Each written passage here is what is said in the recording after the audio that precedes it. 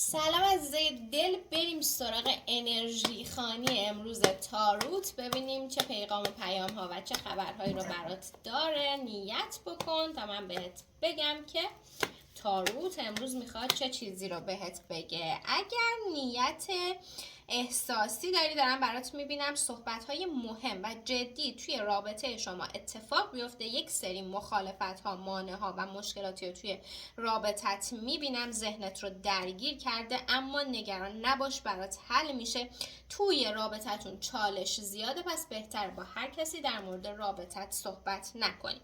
اگر نیت کراش داری، کراشت بهت فکر میکنه، از طریق مجازی داره پیگیریت میکنه برای اینکه بتونه باهات شروع بکنه رابطه رو و صحبت بکنه و بهت پیشنهاد بده. داره فکر میکنه و منتظره موقعیتیه که به سمتت یک قدم جدی و مهم رو برداره.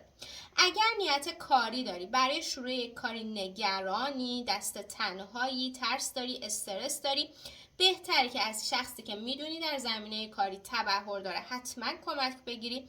اگر شاغلی، برات پیشرفت کاری خیلی خوبی رو میبینم داشته باشی، البته با زمان برات افتاده و فال داره به توصیه میکنه که صبور باشی و در برابر چالش هایی که توی کارت داری مقاوم باشی، چون قرار اتفاقهای بسیار خوبی در کارت به زودی تا 6 وعده آینده برات پیش بیاد.